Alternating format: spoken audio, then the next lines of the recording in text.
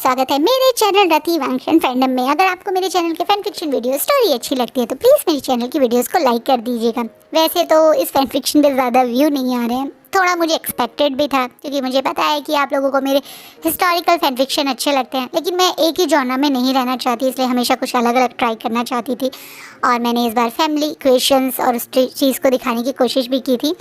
तो कोई बात नहीं, जितने भी व्यूज़ मिले but thank you so much उन लोगों को जो डेली आते थे, डेली कमेंट करते थे, डेली इतना प्यार देते थे, लाइक करते थे, तो उनको स्पेशली थैंक यू आज, क्योंकि कल लास्ट पार्ट है तो आज ही एडवांस में बोल रही हूँ कि इस फैन फिक्शन को यहाँ तक लाने के लिए थैंक यू सो मच, अपना प्यार देने के लिए थैंक यू सो मच। चलिए आज का पार्ट स्टार्ट करते हैं। लास्ट पार्ट में हमने देखा था कि फाइनली वो 100 ईयर सेलिब्रेशन डे आ गया।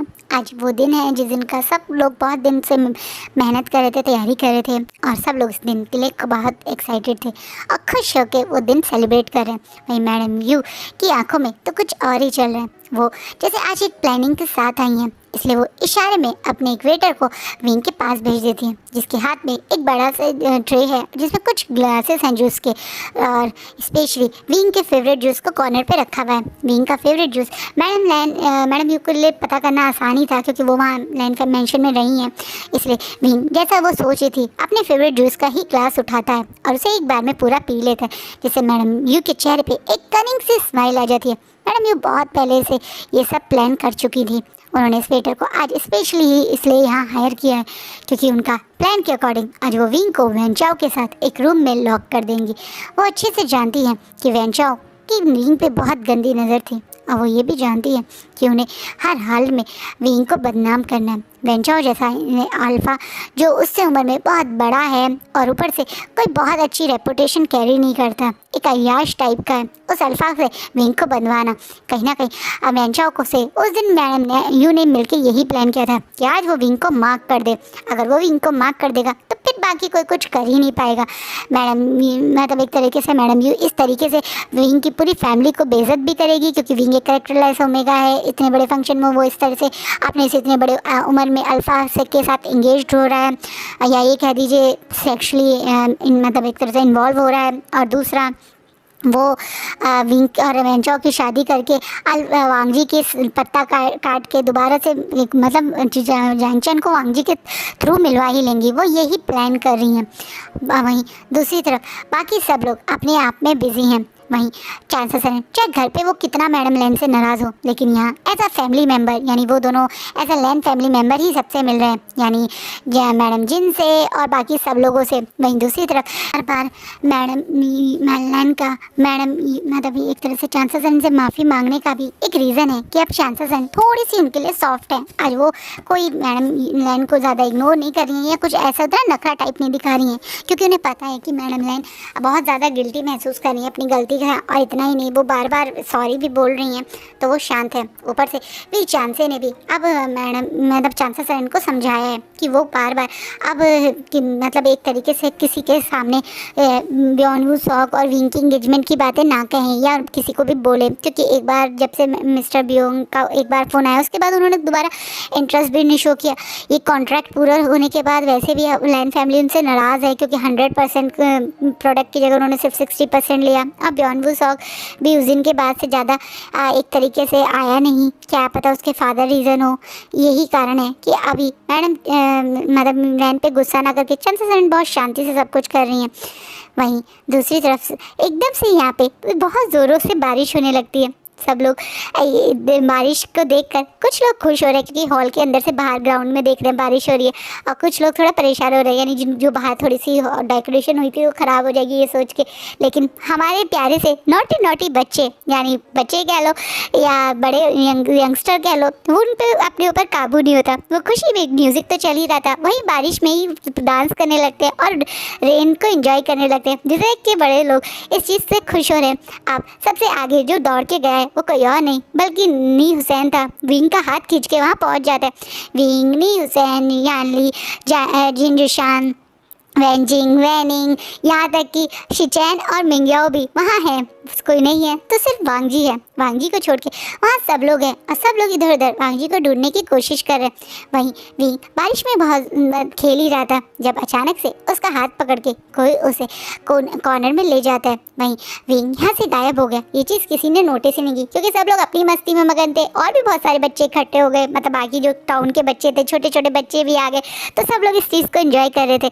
वहीं बारिश में तो कोई बाहर जाके एक एक बच्चे को चेक नहीं करता, इसलिए बड़े लोग अंदर ही अपनी मतलब बच्चों को बाहर बारिश में एंजॉय करता देखकर अंदर ही अपना बातें कर रहे हैं, कॉफ़ी पी रहे हैं, कुछ खा रहे हैं, एंजॉय कर रहे हैं। वहीं दूसरी साइड मैडम यू देखती हैं कि विंग वहाँ नहीं है तो उन्हें लगता है कि उनके प्लान के अकॉर्डिंग विंग को रूम तक पहुंचा दिया गया है।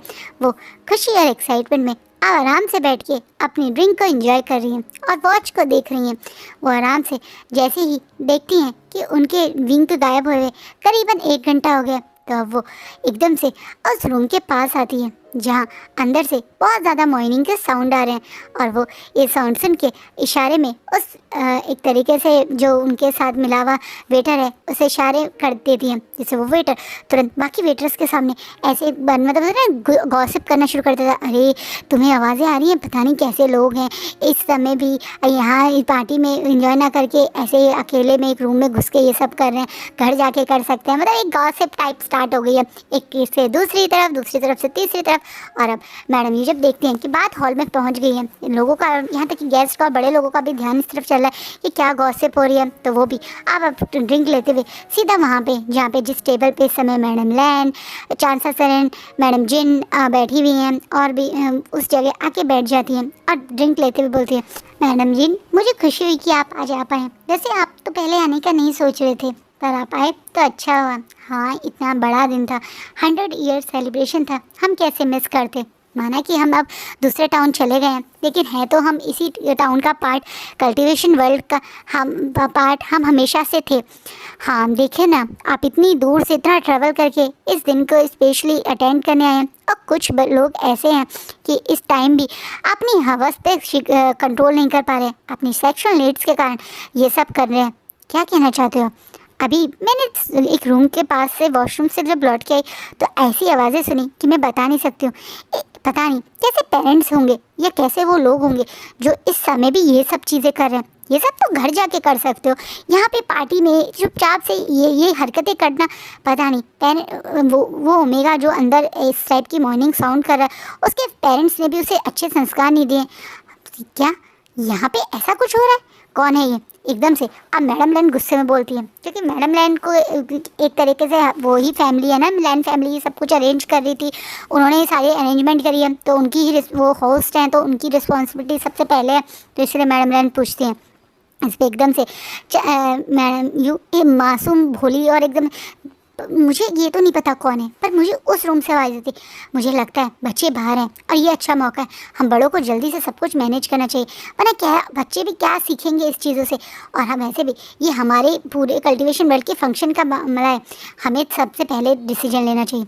तुम सही कह रही हो। अब एकदम से मैडम जिन भी मैडम यू की बात पे अग्री करती हैं। ये चारों औरतें तुरंत वहाँ से उस रूम की साइड जाने लगती हैं।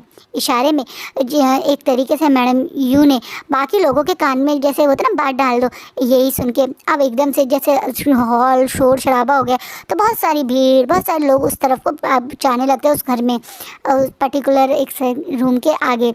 वहीं चांसा सरन, वी चांसे और चिंगे जुनबी पीछे पीछे ही हैं, मैडम लैन और मैडम यू और मैडम जिन के। वैन रोहान और जैन फैमिया और लान कुरैन भी वहीं पहुंचते हैं, जब उन्हें भी रूम के बाहर से बहुत ज़्यादा स्ट्रॉन्ग सेक्सुअल एक्टिविटी की स्मेल्स और किसी अल्फ़ा और ओमेगा की मिक्स स्मेल आ रही है। पर्टिकुलरली अल्फ़ा कौन है, ओमेगा कौन है, कोई बता नहीं पाएगा। अब ये आवाज़ें और ये स्मेल सुन के कहीं ना कहीं मैडम लैन भी बहुत गुस्सा हो गई और चिंगे जिनके भी चेहरे के एक्सप्रेशन बदल जाते हैं। तुरंत डोर को बहुत ज़ोर से नॉक किया जाता है। डोर के अंदर जो इंसान है वो एकदम से जैसे रुक गया हो, कपड़े पहन के डोर खोल रहा है, और जैसे ही डोर खुलता है तो सबकी आंखें शॉक में बड़ी हो जाती हैं। सबसे ज़्यादा तो इस समय गुस्से के एक्सप्रेशन हो जाते हैं वैन रोहान के, क्योंकि सामने वैन चाओ है जिसने एक तरीके से सिर्फ लोअर जल्दीबाजी में पैंट पहन ली है और ऊपर से शर्ट के तो अभी तक बटन भी नहीं पहने हुए, खुला हुआ है, जिसे देखकर वैन रोहान को इतना गुस्सा आता है कि वो चिक के बोलता है, वैन चाओ, जिसे वैन चाओ, फादर आप सब लोग ये क्या बदतमीजी है वैन चाओ, तुम इस समय यहाँ ये सब कर रहे हो? कौन है तुम्हारे साथ अंदर? वेनराउन गुस्से में चीख के वेंचो को बोलता है तो वेंचो कांपने लगता है पर कुछ बोल नहीं पाता है। लेकिन मैडम यू तुरंत बोलती है, क्या हुआ वेंचो, तुम चुप क्यों खड़े हो? सबको बताओ तुम्हारे साथ कौन ओमेगा है, क्योंकि काफ़ी देर से मुझे तो एक ओमेगा यहाँ नहीं दिख रहा है, और अगर मेरा शक सही नहीं है तो क्या तुम्हारे साथ वीवुशान है, क्योंकि मैंने बहुत देर से वीवुशान को नहीं देखा। इस बात पे मैडम लैन गुस्से में मैडम यू को देखती हैं और बिना मौका गवाए खींच के एक थप्पड़ लगा देती हैं। ये थप्पड़ सबके लिए शौक था, क्योंकि बहुत जल्दी कोई किसी को ऐसे हाथ नहीं उठा सकता ना। पर मैडम लैन अब चीख के बोलती है, तुम ये क्या बकवास कर रही हो? तुम्हारी हिम्मत कैसे हुई विंग के बारे में एक शब्द बोलने की? तुम हमारे ओमेगा बेटे पे ऐसे क्वेश्चन उठा सकती हो? विंग ऐसी हरकत कभी नहीं कर सकता। अच्छा तो अंदर जाके चेक कर लेते हैं। तुम्हें क्या लगता है वो लड़का इतना शरीफ है? वो एक नंबर का कैरेक्टरलेस है। यू करके अब मैडम लैन चीखती हैं और दोबारा से उस पर एक हाथ मैडम यू पे एक हाथ उठाती हैं और बोलती हैं, मेरे विंग कुछ भी हो सकता है, वो बदमाश हो सकता है, वो शरारती हो सकता है, वो ट्रबल मेकर हो सकता है, लेकिन कैरेक्टरलेस? इतना बड़ा और इतना गलत इंजाम तुमने विंग पे कैसे लगाया? बचपन से लेकर अब तक विंग मेरी आंखों के आगे पला है। विंग ने चाहे कितनी गलती करी हो, लेकिन कभी भी अपने परिवार का सर नीचे करने की गलती नहीं करी। उसके सराउंडिंग में अल्फ़ा की लाइन लगी रहती थी। वो इतना ब्यूटीफुल था कि हर दिन स्कूल से उसके लिए कोई ना कोई अल्फ़ा रोमांटिक लेटर्स भेजता था, लेकिन आज तक विंग ने उन लेटर्स को कभी खोला भी नहीं। वो घर पे आते ही सबसे पहले वो लॉक्ड लेटर मेरे ही हाथों में रखता था।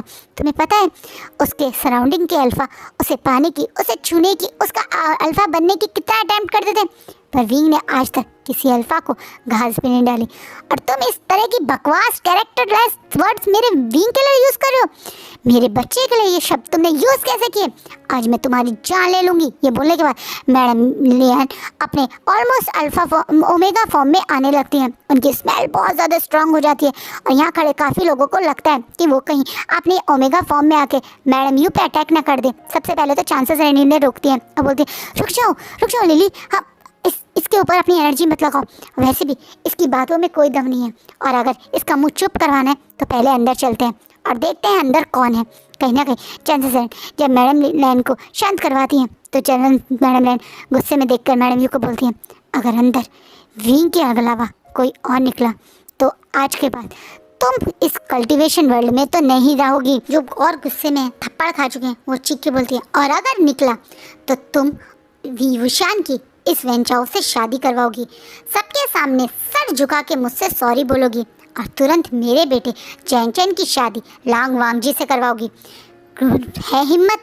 कहीं ना कहीं मैडम यू चाहे थप्पड़ खा लिया है, लेकिन इस मौके का फ़ायदा उठाना मिस नहीं करना चाहती। वो श्योर है अंदर कौन है, इसलिए वो ये शर्त की बात कर रही है। वही मैडम लैन श्योर है कि उनका विंग तो हो ही नहीं सकता, इसलिए वो बिना मौका गवाए कहती हैं, लगी शर्त, अगर अंदर विंग निकला तो मैं विंग और वेंचाओ की शादी अभी करवा दूंगी, और साथ में जैन और लांग वांग जी की। और ये बोलने के बाद मैडम लैन गुस्से में तिलमिलाती हुई अंदर की तरफ जाती हैं, और जो अंदर है उसे देखकर मैडम लैन के चेहरे पे एक विनिंग स्माइल आ जाती है। वहीं चांसेस हैं जिनको के बिना पूछे ही उनके बच्चे की लाइफ का फैसला मैडम लैन ले चुकी थी, वो भी श्योर थी कि जो मैडम लैन कह रही हैं वो सच है। वो भी अंदर आती हैं और वो भी अब मैडम लैन की तरफ स्माइल करते हुए देखती हैं।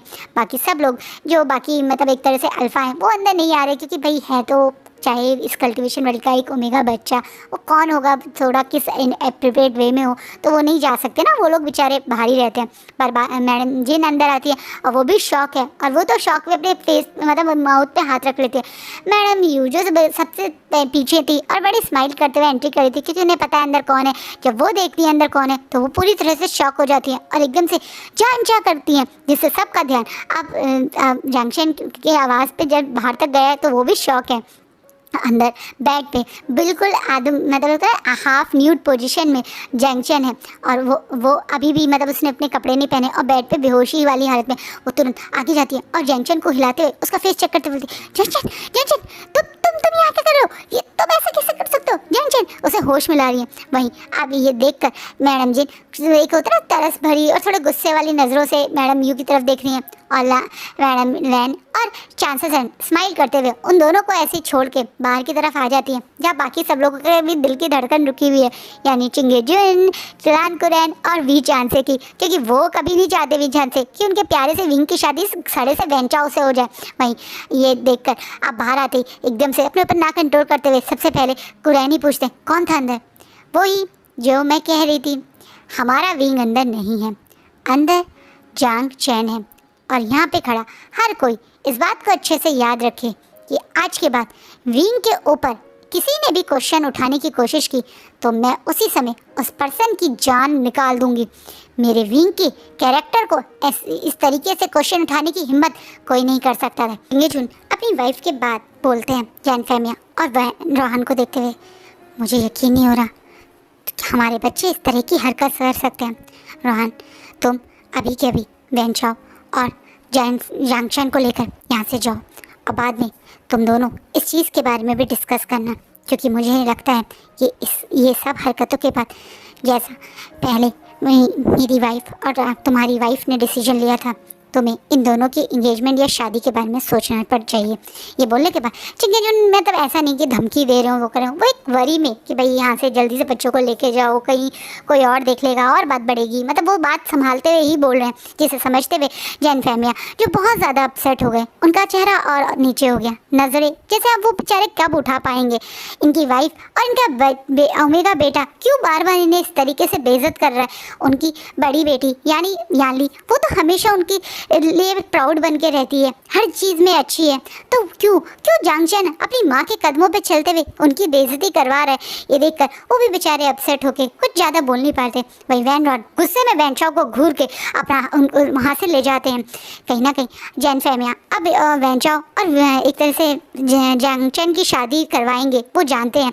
और पर दूसरी साइड मैडम यू अब और ज़्यादा एक तरीके से गड्ढे में दब गई हैं, क्योंकि अब मैडम जिन उन्हें गुस्से में घुर के वो ही लाइन जो थोड़ी देर पहले अभी मैडम यू बोल रही थी कि तुमने क्या संस्कार दिए हैं अपने ओमेगा को जो ये हरकतें कर रहा है, बोलकर चली जाती हैं, जिससे मैडम यू कुछ समझ नहीं पाई कि ये क्या हुआ और विंग वहाँ नहीं है तो गया कहाँ।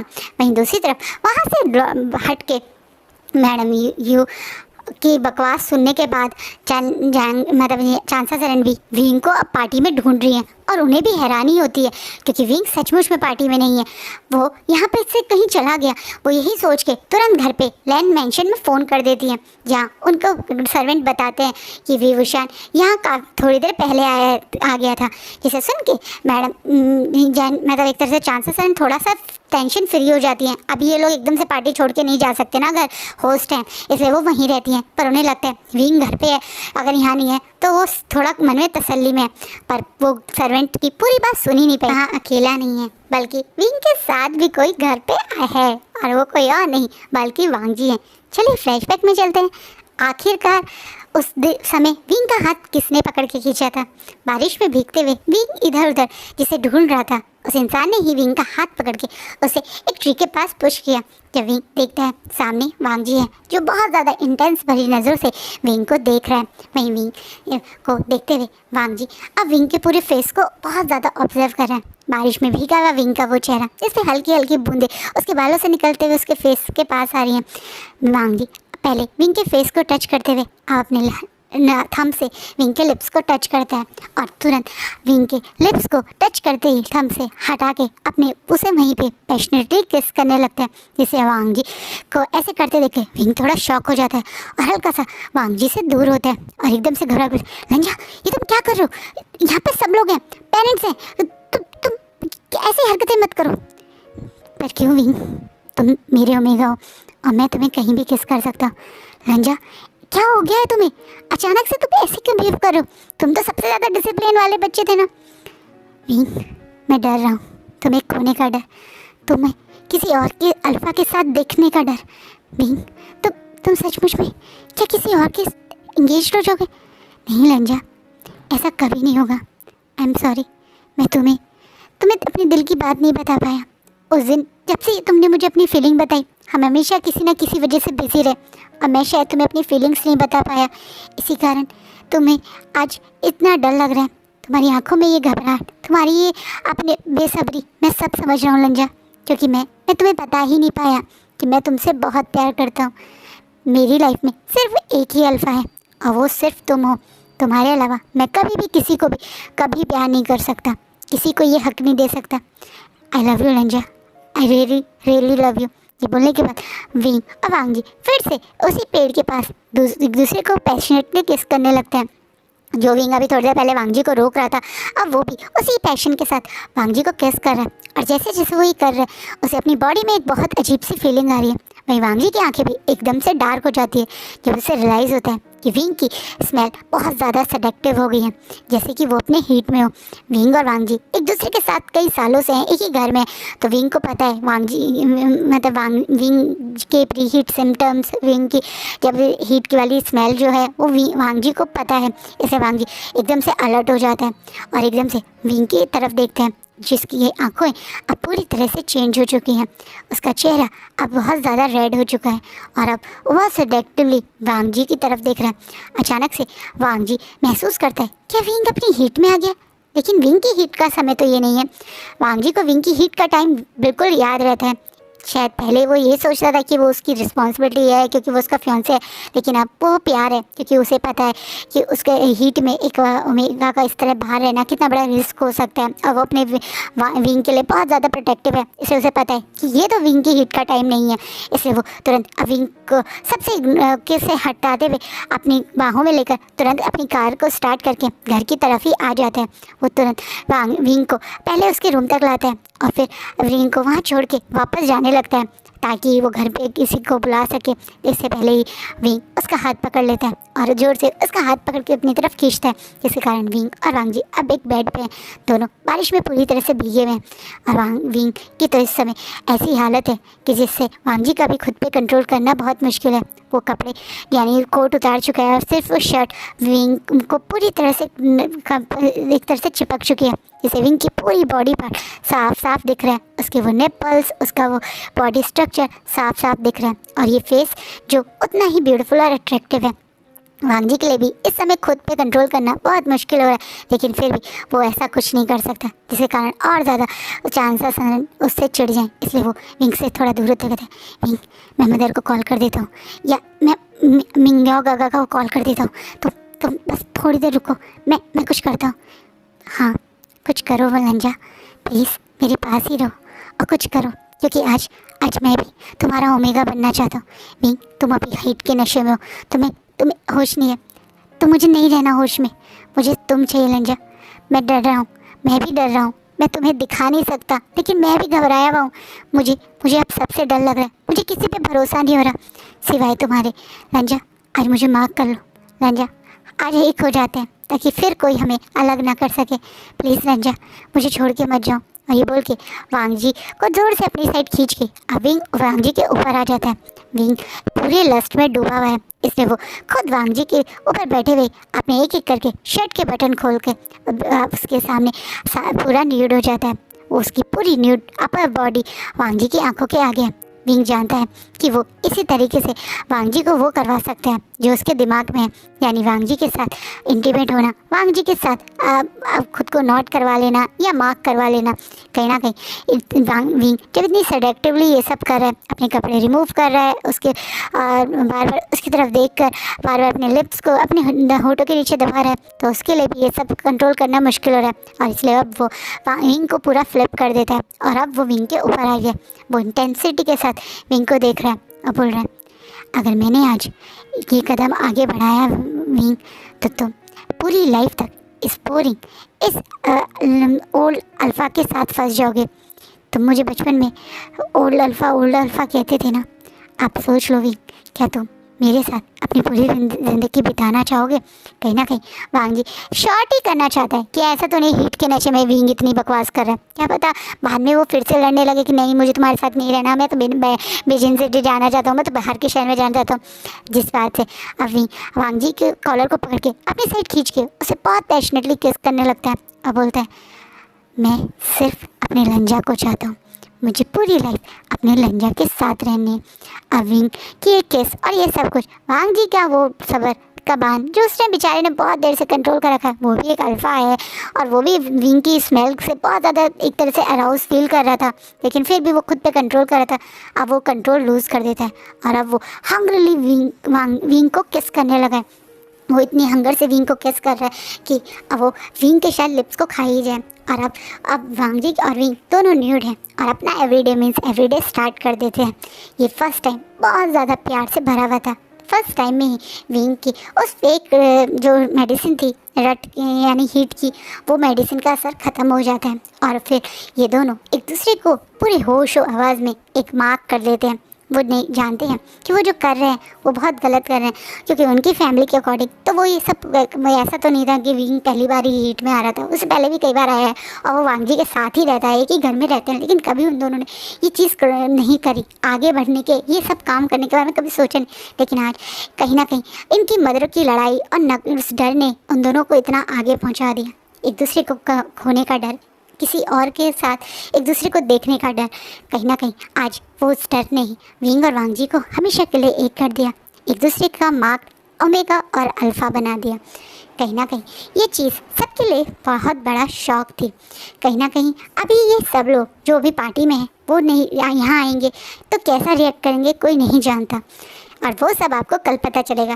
सॉरी मैंने कहा था आज का पार्ट बड़ा बनाऊंगी, लेकिन आज भी मैं ऑफिस से बहुत लेट आई। मैं क्या करूं, मैं सोच रही थी कि आज जल्दी आऊँगी, तो मैं कल का बड़ा बनाने की कोशिश करूँगी। आई होप आपको आज का पार्ट अच्छा लगे। कैसे लगे प्लीज़ कमेंट में बताइएगा। एंड आई एम सॉरी, मैं कह रही थी बड़ा बनाने का नहीं बना पाई, तो उसके लिए दिल से सॉरी। आई होप आप अपनी फैमिली का खूब ध्यान रखिएगा। Bye, take care.